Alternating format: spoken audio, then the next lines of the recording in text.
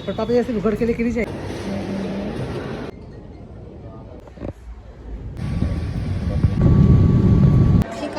Continue.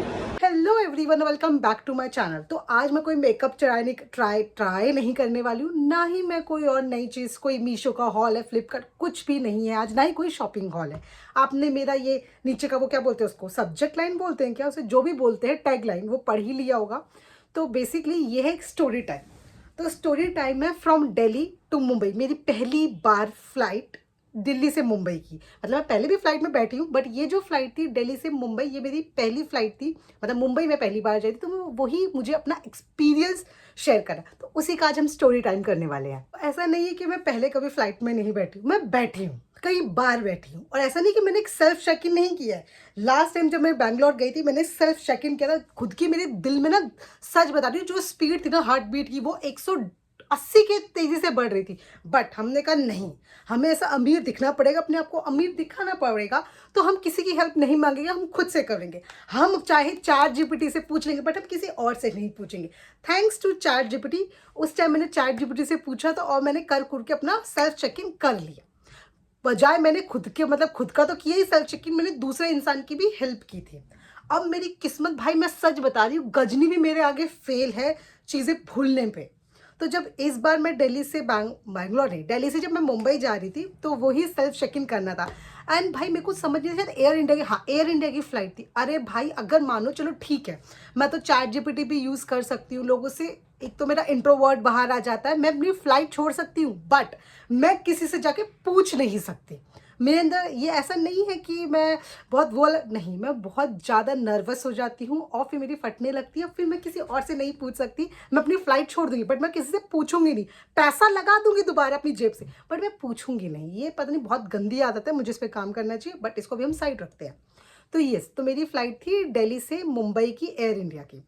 अब air India का ना बहुत ये दिल्ली वाला जो एयरपोर्ट है ना, बहुत ज़्यादा बड़ा है। तो मेरा पहले ना शायद सेकंड नंबर पे था। उन्होंने बोला कि आपका इधर वाला नहीं, आपको ना वो आगे वाले पे जाना पड़ेगा, क्योंकि आपकी फ़्लाइट अभी 1.5 घंटे की बाद, 1.5-2 घंटे बाद ही है। तो मैंने कहा ठीक है भाई, चले जाते, अपने को क्या है।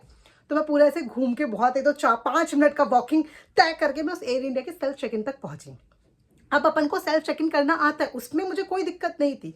मैंने सेल्फ चेक इन किया। अब उसमें गलती से क्या था, वो 0 था, मुझे लगा वो ओ है, और मैं बार बार टाइप कर रही हूँ और मैं चेक इन नहीं कर पा रही हूँ।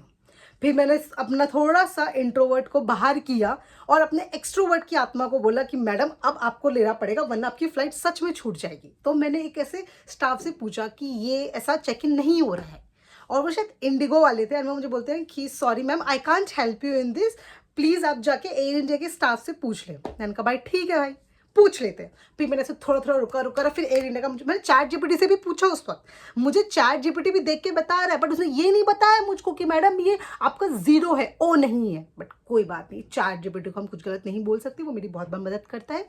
तो फिर हमने कैसे एयर इंडिया के इंसान को पकड़ा, मैंने उसकी हेल्प की, तो वहाँ पे मैंने चेक इन कर लिया। अब मेरा दिमाग देखो, मतलब इतना अच्छा दिमाग किसके पास हो सकता है, मेरे पास हो सकता है इतना अच्छा दिमाग।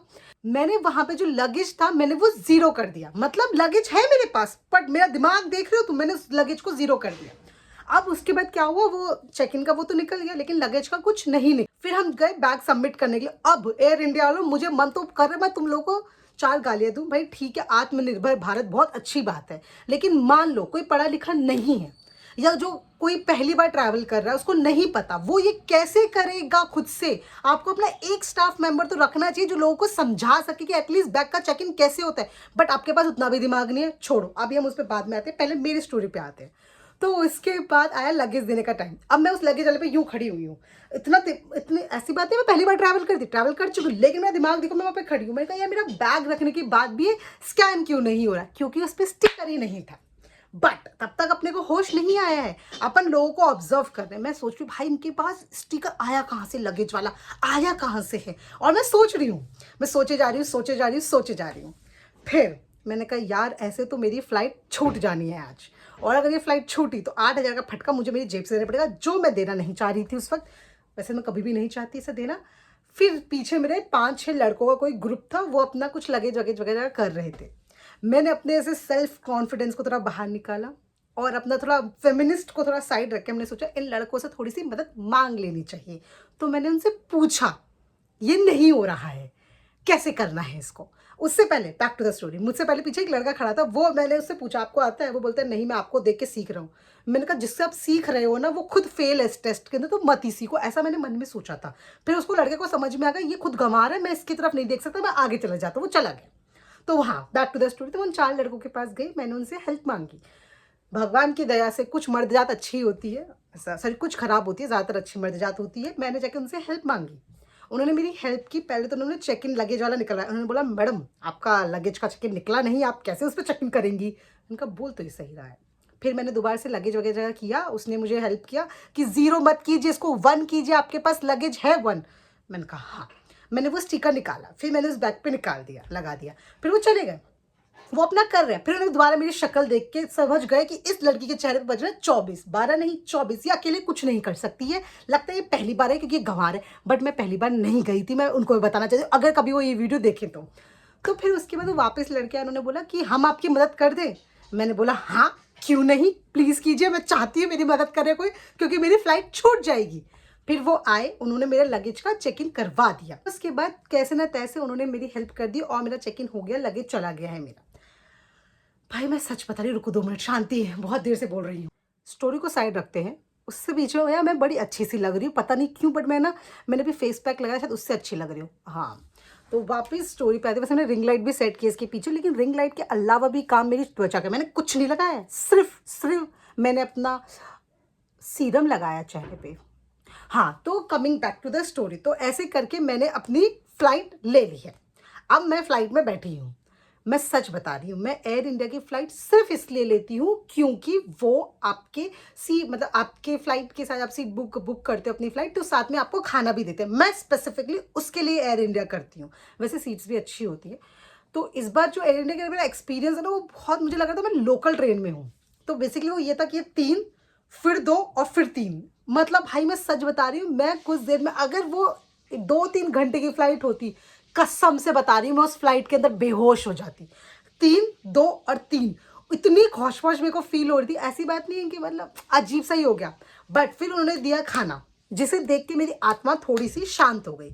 सबसे अच्छी चीज़, मेरे साइड वाली सीट पे कोई आया ही नहीं, मैं एकदम चिल करके बैठी हूँ। तो या बैक टू द स्टोरी, तो उन्होंने खाना-वाना दिया, जो कि अनडाउटेडली मेरे को पर्सनली, पता नहीं लोग बोलते हैं फ्लाइट का खाना अच्छा नहीं लगता, ये वो, मेरे को अच्छा लगता है। मेरे को अच्छा लगता है वो फ्लाइट का खाना, उस चक्कर में मैं फ्लाइट पे जाती हूँ, वरना मैं ट्रेन से भी जा सकती हूँ, बट मेरे को फ्लाइट का वो खाना अच्छा लगता है। तो वो खाना था टेस्टी। तो ऐसे करके हम लैंड हो चुके हैं अब मुंबई के अंदर। अब बहुत बढ़िया चीज़ मैं आपको बताती हूँ। अब है ना एक और चीज़ है, मेरे को ना एक और मेरा ये सजेशन है टू द ऑल द फ्लाइटीज़, जो भी है फ्लाइट वगैरह, कि भाई मैं नहीं सुनती मेरे कौन से लेन पे, कौन से उस पे मेरा लगेज आ रहा है, मैं नहीं सुनती हूँ। तो कृपया करके जब आप मुझे मेरा वो दे रहे हैं चेक इन का पास, तो उसके पीछे लिखा क्यों नहीं होता है कि कौन से उस पे मेरा लगेज आने वाला है। मैं सच बता रही हूँ, जब भी मैं, जैसे मैं अपना लगेज दे देती हूँ, बहुत एकदम शो ऑफ करते कि मेरा तो रोज़ का काम है, I know how to do all those things. भाई मुझे नहीं पता, I don't know how to do all those things, I really don't know. मतलब मेरा लगेज देने से लेके जब तक लगेज मेरे हाथ में नहीं आता, तब तक मेरा बीपी लिटरली बता रही 200 क्रॉस हो जाता है। क्यों? क्योंकि मेरे को नहीं पता कौन से लेन पे जाना है, अपन टशन टशन में दे देते हैं अपना लगेज।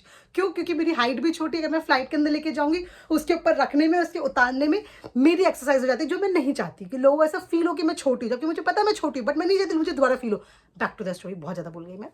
तो मेरा बीपी वहीं बढ़ जाता है। तो आप ऐसे लिख दिया करो ना कि यार भाई कौन से उस पर आना है, या किसी पे अनाउंसमेंट कर दिया करो। मैं जैसे फ्लाइट से उतरी, मैंने पूछा भाई कौन से लेन पे आने वाला लगेज, कहता है मैडम अंदर आके पता चल जाएगा। अरे भाई तो तू यहाँ पे क्यों खड़ा है, तुझे नहीं पता है तो मुझे कैसे पता होगा, मैं कैसे ढूंढूँ ये सब। बट ठीक है, मुंबई वाले एयरपोर्ट में ऐसा होता है कि आप फ्लाइट से उतरे, मुझे बाकी का नहीं पता। जो मेरी फ्लाइट जहाँ पे लैंड हुई थी, निकलते ही सामने 2 लेन थी, 2 लेन के ऊपर बड़ा बड़ा लिखा हुआ था Delhi to Mumbai, this flight का लेन ये वाला है, इस पे आने वाला है। तो अपन ने अपने वहाँ से लगेज उठाया। उसके बाद है ना मेरा एक वो, मैं अपना माइंडसेट लेके गई थी। मैंने ऐसा वीडियो में देखा था कि जिसको मराठी नहीं आती वहाँ के लोग चपाट मारते हैं उनको, ऐसा मैं सोच के गई थी कि मेरे को लगा था कि भाई मेरा बीपी बढ़ रखा था कि भाई इसके चक्कर में कभी चपाट ना पड़ जाए, लेकिन ऐसा कुछ हुआ नहीं, आगे बताते हैं। तो मैंने अपनी बुक की, अपना रैपिडो का ऑटो मैंने बुक किया। मैं प्रीफर करती हूँ ऑटो बुक करना, अगर जो लोग मेरे पहले के व्लॉग्स देखे होंगे उनको पता होगा, I prefer auto over the cab.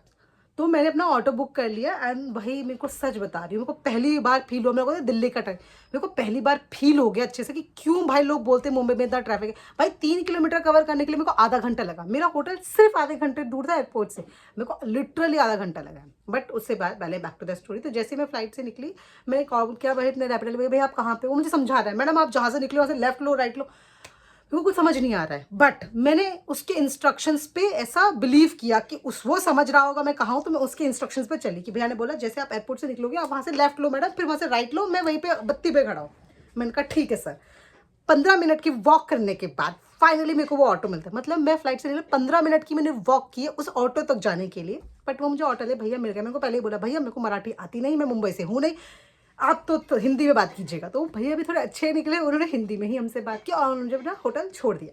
तो ये थी पहली स्टोरी, ये मेरी एयरपोर्ट वाली स्टोरी थी।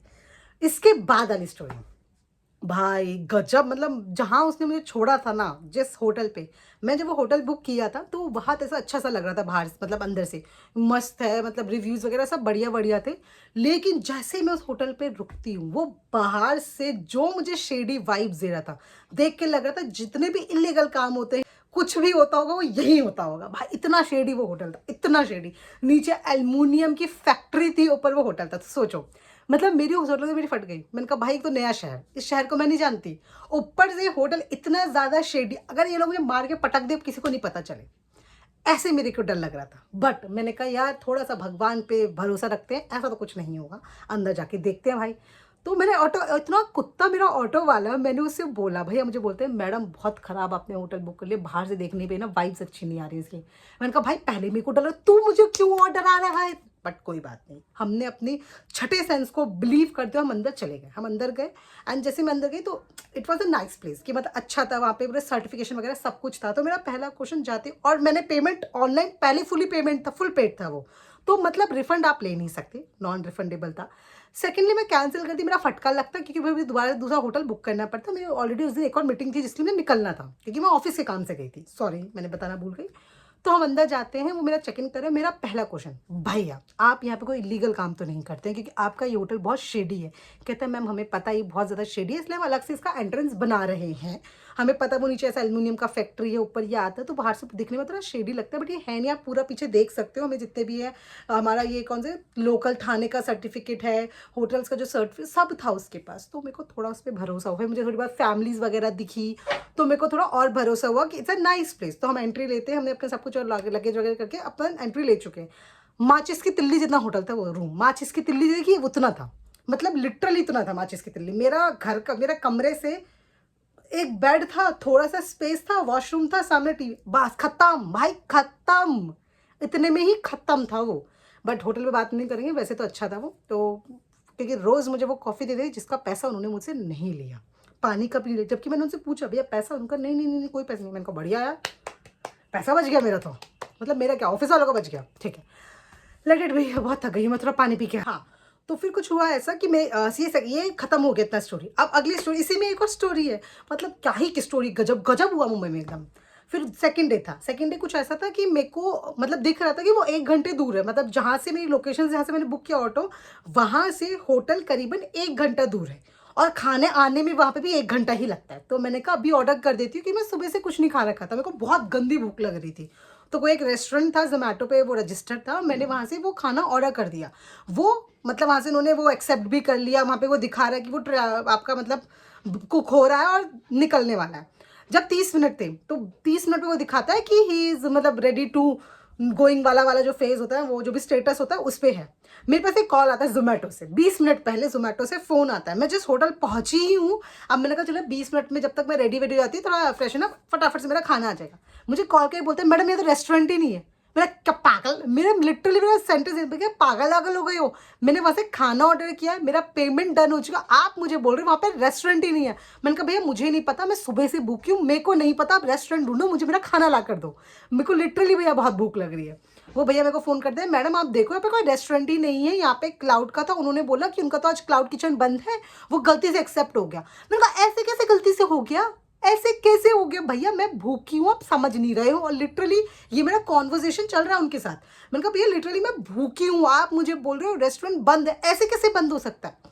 बट फिर मैंने जोमेटो में कॉल किया, जोमेटो वालों को मैंने, एक तो कितने कुत्ते लोग हैं जोमेटो स्विगी, स्टार्टिंग में जब एप्लीकेशन आए थे ना तो फट से एकदम कॉल उठा देते, अब इनके कॉल नहीं लगते, अब इनका चैटबॉट चलता है।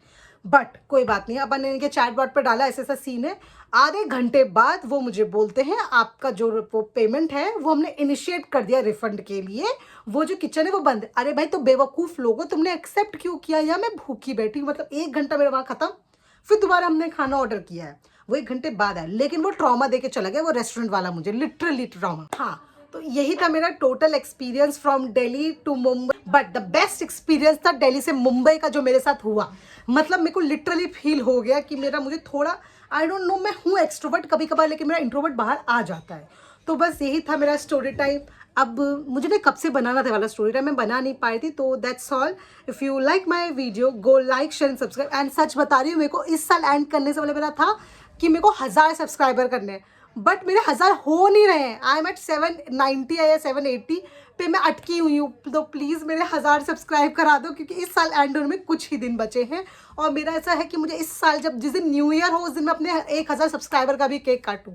तो please if you haven't subscribe my channel, go and subscribe it now.